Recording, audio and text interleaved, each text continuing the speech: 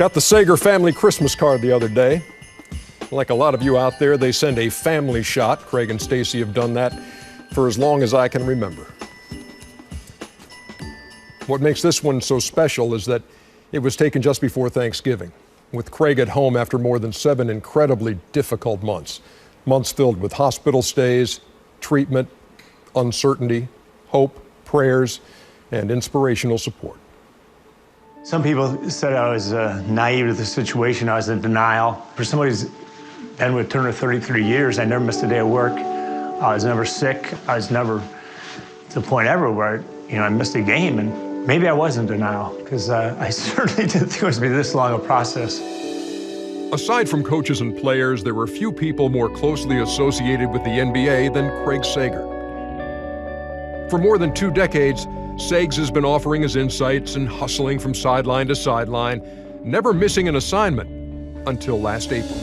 As I was going back and forth the locker rooms, I just felt like not myself, and I had a hard time getting back and forth. And I ran into Dr. Suriel from the Dallas Mavericks, who had operated on my knee in a skiing accident a few years earlier. And I said, "Doc, I just don't feel good." And he did some initial tests. He says, "You gotta go to the hospital. I'll drive you." They took me to the emergency room, and then they did the blood work, and they said that my hemoglobin was 4.6. According to their standards, that was, quote, walking dead. Suddenly, one of the doctors came back and said he thought I may have leukemia. You go from doing post-game interviews to having a doctor tell you you might have leukemia all in the span of hours? Yeah, and I'm there by myself.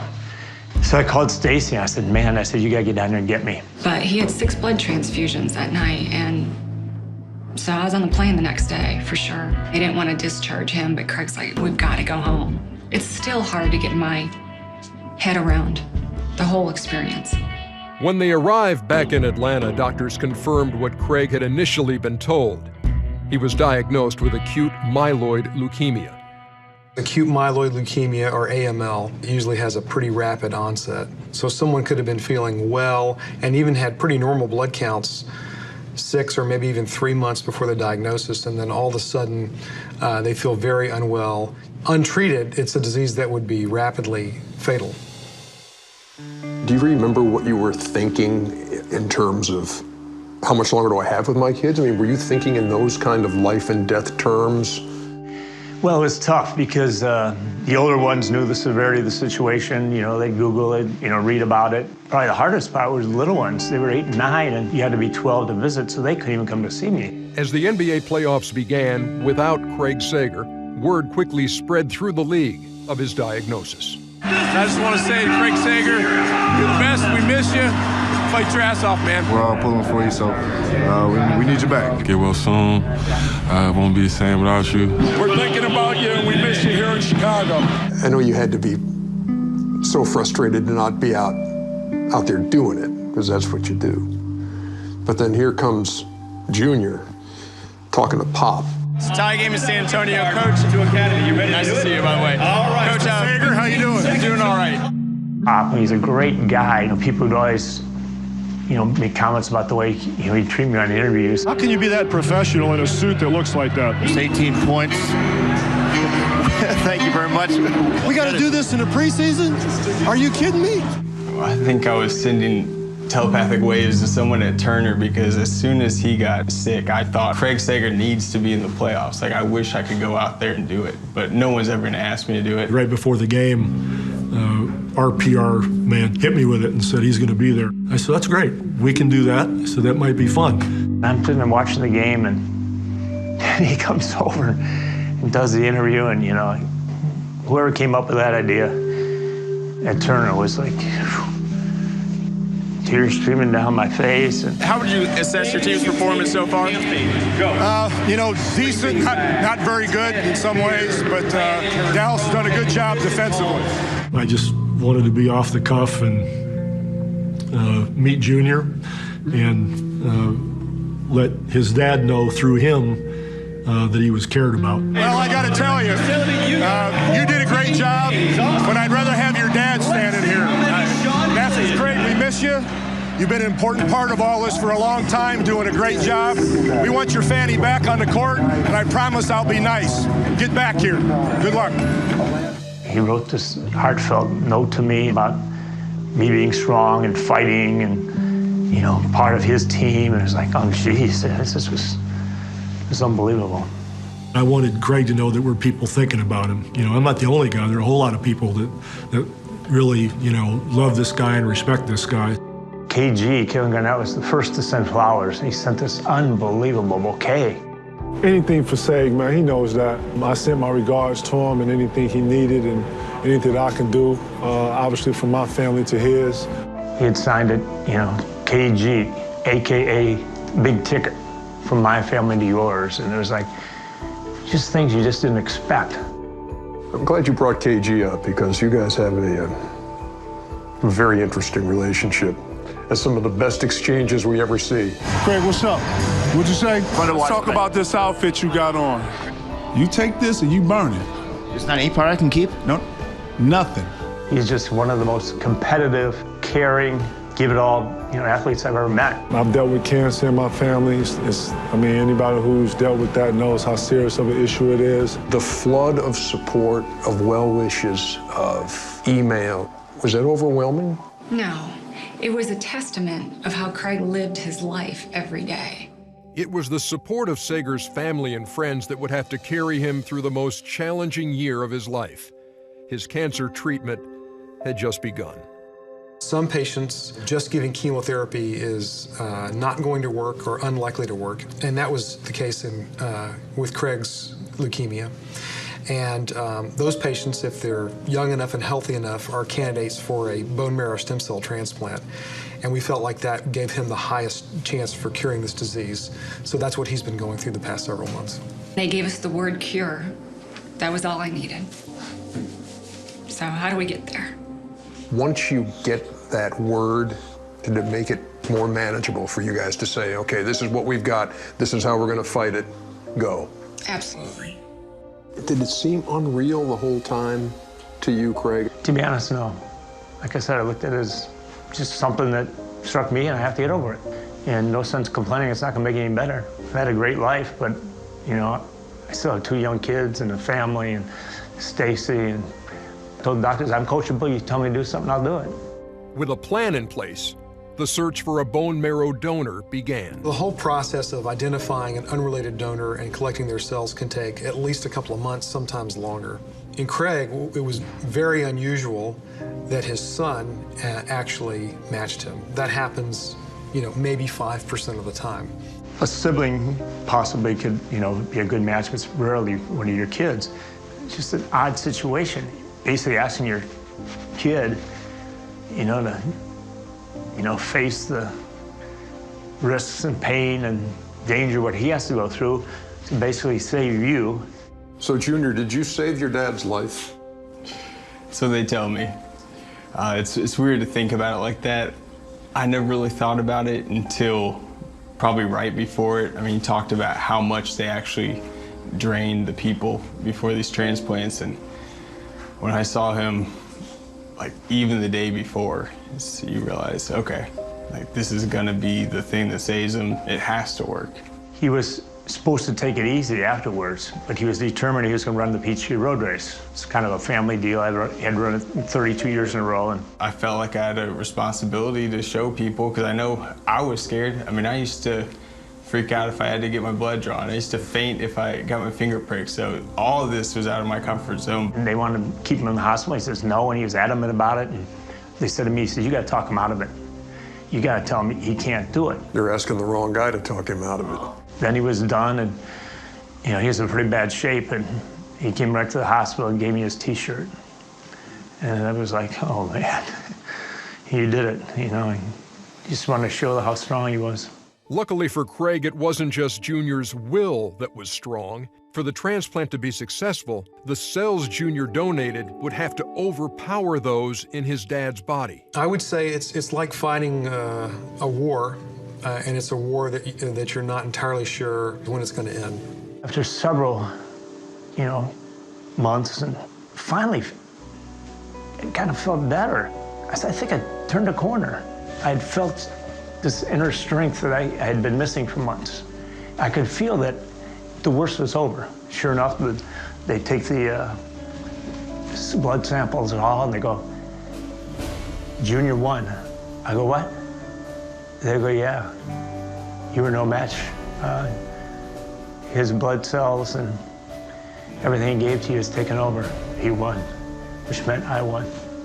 I remember when I finally got to come home, you know, I'm driving and, you know, you miss stuff like, you know, hearing the birds, smelling the flowers, feeling the sun, and you finally got out and, you know, I'm sobbing. I hear Riley, who's the 9-year-old, oh, Daddy's home, Daddy's home. And the little 8-year-old guy, Ryan, he comes running in the door and he sees me and he goes, oh, now I no longer have to see Daddy in my dreams, you're here. And it's like, oh, jeez. You know, that's when you just broke down and lost it. It may still be a few months before we see Craig Sager back on an NBA sideline. But for now, his treatment is going about as well as can be expected. I think even a week after the transplant, Craig was chomping at the bit probably to get back into doing what he loves to do and what he's great at doing. He's not completely out of the woods. We're very optimistic. We, of course, believe he's going to be cured, but we know we have to watch him carefully for at least the next 6 to 12 months. So how good is it to have this guy home for Christmas? It's pretty special. To have him home every day is just...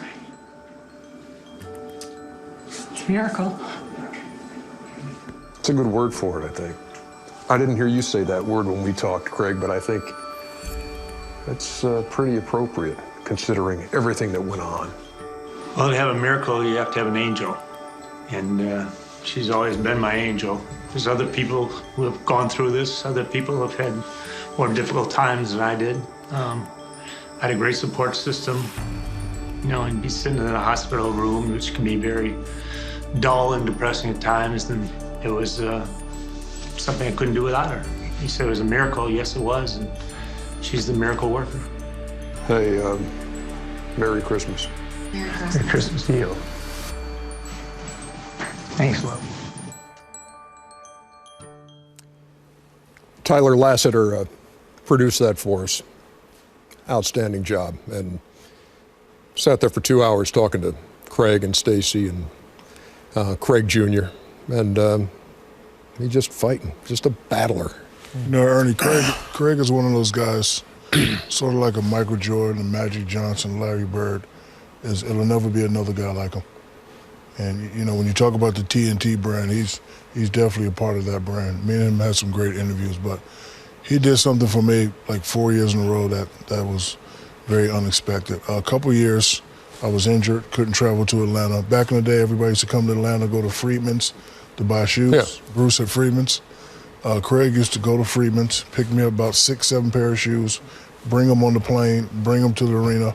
Before the game, he said, hey, before we do the interview, I want you to check these shoes out. And I'll be like, I like this one, like this one, like that one. And the ones I didn't pick, he would take them back. So, Craig, thank you. We knew you were a fighter. We love you, miss you. We hope to see you in the playoffs, and congratulations, brother. Yeah, I think we've all said, you know, watch Craig do interviews. And Ernie and I, you know, I've just been here longer than both, you know, Charles and Shaq. But I used to always say to Ernie, I was like, without his suits, he asked the best questions that you could ever ask on an interview. He always, he was, I used to call him Sega Vision, because he was, to me, it was like watching your own television show when you saw him, Sega Vision. And so every time I see him, like, Sega Vision, Sega Vision. And then I told the story before, he's the reason why I'm sitting here now. I honestly was going to take a job in the NBA at one time. And Craig was like, Kenny, are you crazy? And I'm like, what do you mean? He's like, you're really good at this, and you could be doing this for 15, 20 years. Here I am 17 years later sitting in the same seat because I took his advice, and he kind of broke down what a person in news and sports news does, and how you could do it and where you could take your career. And I said, man, Craig, I never even thought about it like that. And he said, yeah, man, you should. And here I am 17 years later because of that advice he gave me one Tuesday, Wednesday, Thursday, yeah. Back in when we used to be on 3 nights a week. You know, I got 2 families, the NBA family and my Turner family. And there's guys I see once a year at the All-Star game or something like that. It's like I've been knowing him my entire life. Rick Mahorn, Mike Jaminski, Mark West, Dan Marley, guys I play with. It's a certain thing when you play with guys. And I've been with the Turner family for 16 years. And not just Craig, Ernie, Kenny, everybody who robbed audio got, every time I come in there, I ask him how far he ran today. He took the day off, which is rare. You know, Edie, Sarah, Angela, you get to know these people and they become like, I look forward to coming to Turner every week. We have a unique situation. And Craig is one of our shining examples. And he's just a nice man. And Stacey's just a wonderful partner for him. And they've been through a very difficult time. And I'm just happy for them. You know, Ernie, I do, man. I think I have the best job for the best company. And I know a lot of people might say that. But, you know, I saw Craig Berry earlier. And I just look and our boss, David Levy, and those guys. Man, I really look at those guys as part of my family. And to have a bright light like that dim for a minute, it was bad for our team. And I can't wait for him to be back as part of the family. And we miss him. Yeah, and you know, it was sitting there and talking to them, too. You know, we had kind of a shared experience because I went through the cancer thing in '06. And I remember telling Craig what I was told when I was diagnosed by people who had been there and been through it. And they said, look, you may have cancer, it doesn't have you.